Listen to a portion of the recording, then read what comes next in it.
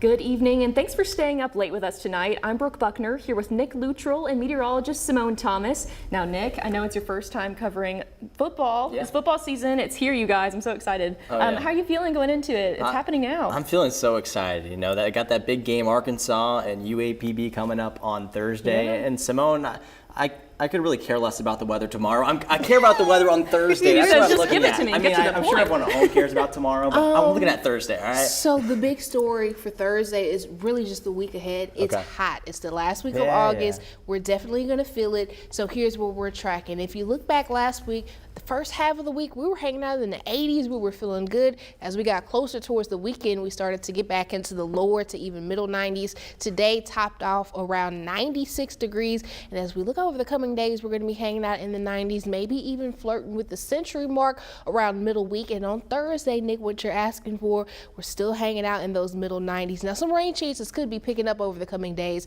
but we'll talk more about that in the 7-day outlook. Here's your planner for Monday. Plenty of sunshine through the day, highs topping out in the upper 90s, but it's feeling like 100 degrees. Again, we got some rain chances on the way. It's a cool down coming, which is not much of a cool down coming for Labor Day. We'll talk more about that coming up at 10:48, so stay with us. All right, thanks, Simone. And now is a great time to make sure you have the THV11 app installed on your mobile devices. It'll give you weather alerts and news access, and it's free and easy to download. It's available right now on both the App Store and Google Play. Now to a THV11 crime alert. It's been a busy weekend for police officers throughout parts of central Arkansas with 3 different homicides in 3 different locations. We're first starting in Bryant as police there are investigating a deadly shooting that happened earlier today. According to police, just after noon, officers received reports of a shooting at an apartment on Royal Lane. When they arrived, that's where they found a man who looked to have been shot multiple times. When paramedics got there, they said that the man died from his injuries. So far, no information on the victim or the suspect has been announced. In Little Rock, a man is currently in jail facing first-degree murder charges this evening for his involvement in a woman's death late Saturday night. According to officials, Keith Moore is currently being investigated. It comes after Little Rock police received a call to a home where they found a woman suffering from blunt force trauma. The woman was taken to the hospital where she later died. As of right now, there hasn't been any information released on if the suspect knew the victim or not. Meanwhile, Pine Bluff police are investigating an overnight shooting at a park, leaving 1 dead and 2 injured. According to reports, early this morning, officers were called to a shooting at Regional Park. Multiple people pointed police to a man laying on the road with serious injuries. He was later pronounced dead. 2 other people were injured in the shooting and are suffering from non-life-threatening injuries. Police say the investigation into this incident is still in its early stages. And right now, a 6-year-old is currently recovering from a gunshot wound following a shooting in Pine Bluff. Officials there are currently looking for the suspect. It happened late Saturday night when someone fired a gun as they rode by on an ATV. Anyone with information is asked to call police. We'll be sure to keep you updated on all of these incidents as we get more information. Meanwhile, a suspect is in jail after allegedly shooting at an Arkansas judge's home. 35-year-old Christopher Ford is currently in jail for shooting at Judge Ron Hunter's home in Poinsett County. Ford is currently facing multiple charges, including criminal attempt to commit capital murder. For moms all around the world, August marks National Breastfeeding Awareness Month, a time to celebrate the many benefits of maternal nutrition. In addition to providing nutrients for babies, breastfeeding has a multitude of pros and cons on a mother's mental health. THV11's Maya Ellison spoke with Arkansas health officials about why it's so important. Breastfeeding is one of the many beauties that come with pregnancy, providing for both mother and child. It reduces the risk of severe allergies, asthma, and hospitalizations for well babies at home. Dr. Misty Vermani is a neonatologist at UAMS. She tells me that while breastfeeding is critical for the development of a child, it still poses a few challenges. Clogged ducts and plugged ducts, engorgement, mastitis, those are some complications that most women experience at some point in their breastfeeding journey. Mothers are navigating changes to their bodies, but that isn't the only thing they have to get accustomed to. Some face challenges breastfeeding when they need to. Many businesses have found ways to accommodate breastfeeding mothers, but that's not always the case. They didn't have a space for me and they told me to go pump in a restroom. and it was just like a single stall. It was just a toilet and a sink. Allison Clark lived through the story many mothers find far too familiar. For Clark, she lives each day with the haunting moments of her traumatizing experience. I wish I had been able to feed my baby the way I wanted to, for as long as I wanted to. For many mothers, there's one message that is ultimately shared during National Breastfeeding Awareness Month.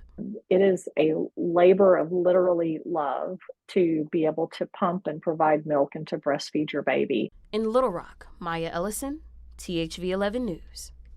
Maya, thank you. This week also marks the start of National Black Breastfeeding Week. You can find breastfeeding support resources right now on our website, thv11.com. It's been an issue for years, road maintenance in Jefferson County. Neighbors tell 11 News investigates it's become a danger to those living and working around there. So we looked into it to find out why nothing has been done. What roads have we worked on this year? Just speaking this year. Not any. Tomorrow night at 10, THV 11's Ashley Godwin discovers why no roads have had any work done and where all the money is going. Now in a THV 11 update, both Israel and Hezbollah's leaders in Lebanon are declaring their latest military operations a success. It was a dramatic but contained escalation that stopped short of all-out war. Israel and the powerful Hezbollah militia exchanging their heaviest strikes since the war in Gaza began, while Prime Minister Benjamin Netanyahu praised Israel's military for successfully intercepting the attack. He also warned it wasn't what he called the final word. It's going to take a lot of effort to try to make sure it doesn't turn into an all-out war. Because if it does, it doesn't stay contained to just Lebanon and Israel. Tonight, leaders from both Israel and Hezbollah have signaled that, at least for now, they do not intend to escalate further. Now to the race for the White House. Both the Harris and Trump campaigns are gearing up for some grassroots outreach. Skylar Henry is tracking it all in D.C. The Harris Walls ticket is riding a wave of momentum following the Democratic National Convention. The campaign saying today it's broken fundraising records, $540 million raised in the month since it launched. Democrats say it's adding a jolt in congressional races. I mean, coming out of the DNC and for the last now month plus, we have just seen such energy, such enthusiasm, such true joy and optimism. Despite the energy, now a call for detail on foreign policy.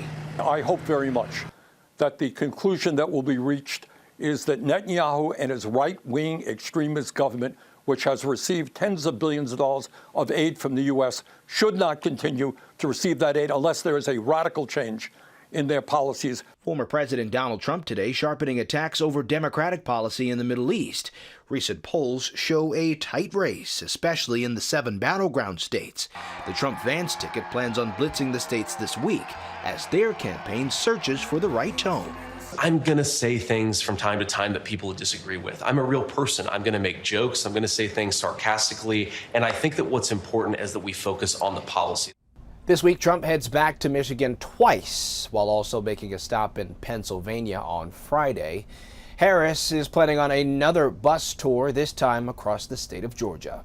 Skylar Henry, CBS News, the White House.